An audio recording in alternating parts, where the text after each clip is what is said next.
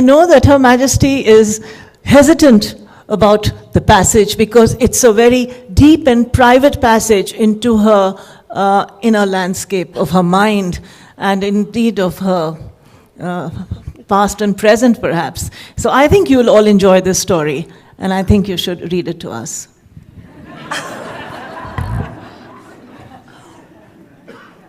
Well, I warn you, believe it or not.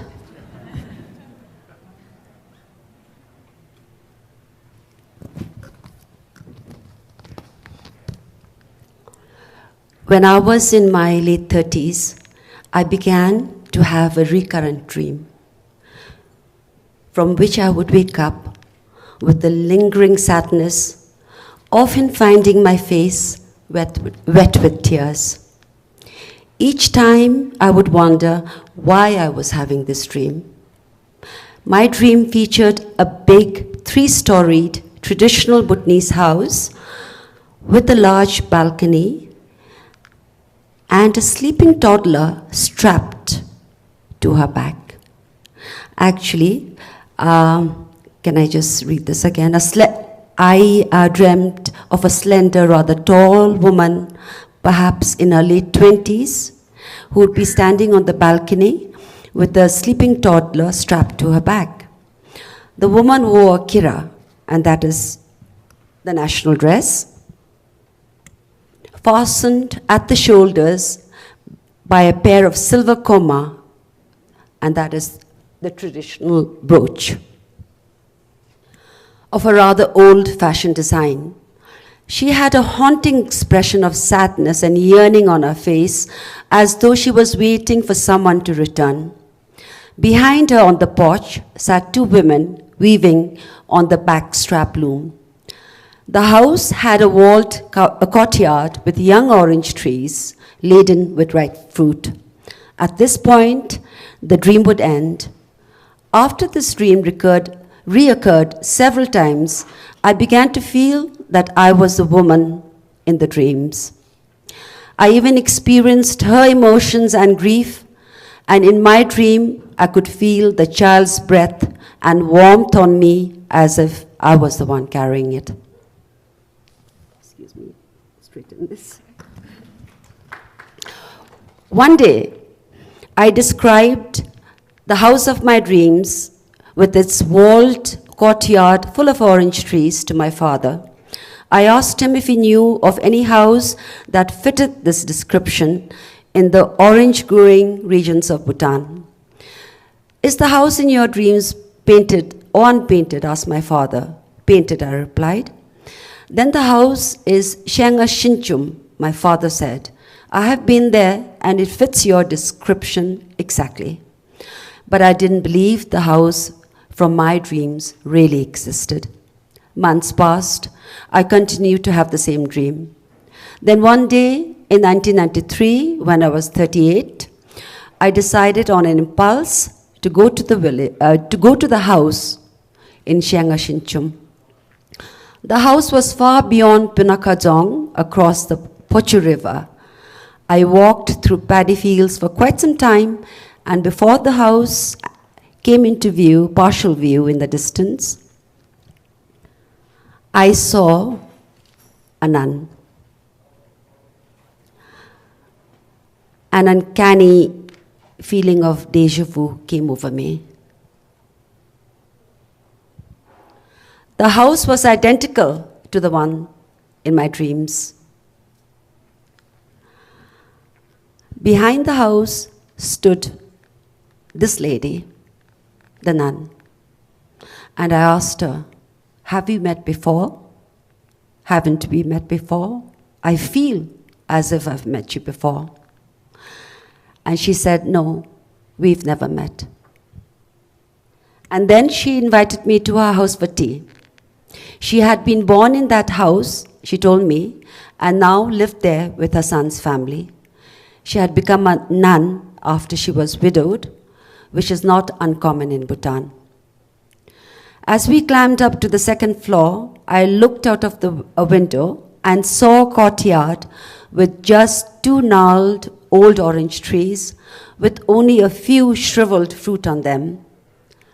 The wall around the courtyard had crumbled.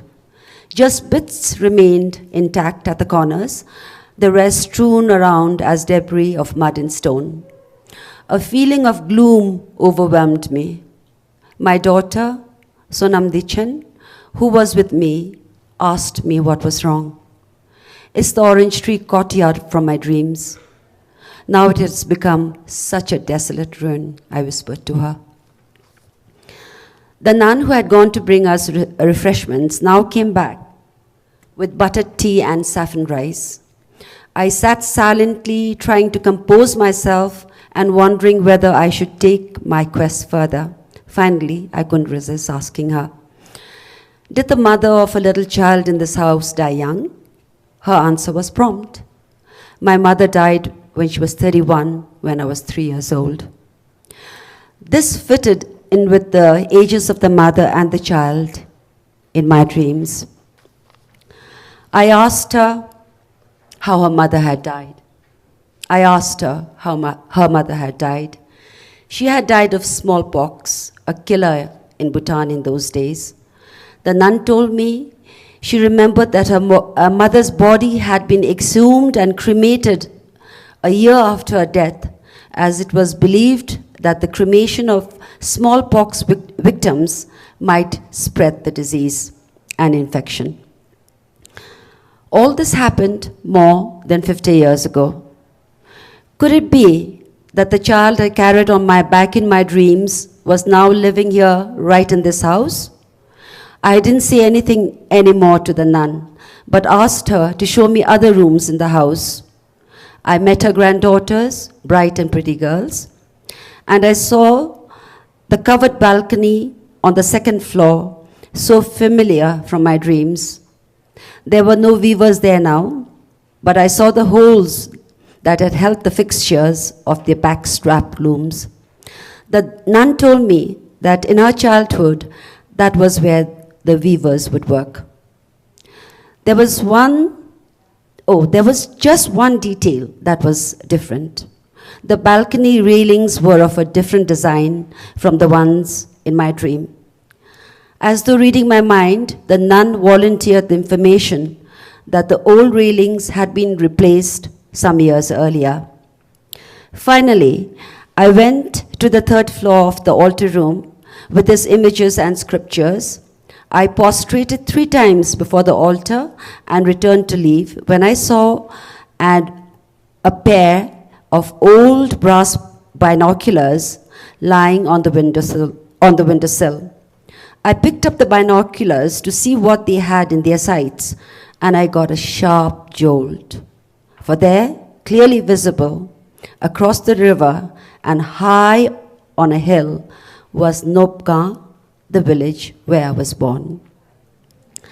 I bid farewell to the family of my past life, if indeed that was who they were, without telling them anything about my dreams. The dreams ceased from that very night. I have not gone back to Shengashinchum, nor have I met anyone from that family again. But the questions still remain.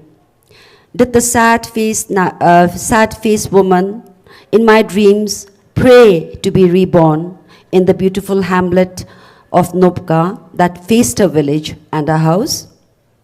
And was she indeed reborn in Nopka some 20 years after her death from smallpox? And is that how I came to be the mother of a woman who was now 20 years older than me and had grown-up grandchildren? Or could it be that my recurrent dreams were fueled by memories buried in my subconsciousness? Could the amazing resemblance between what I saw in my dream and what I discovered at the house in Chiangana just be a series of rare coincidences? I still don't know what to make of my intriguing experience, which defies any logical or rational explanation. But I leave it to my readers to interpret it for themselves.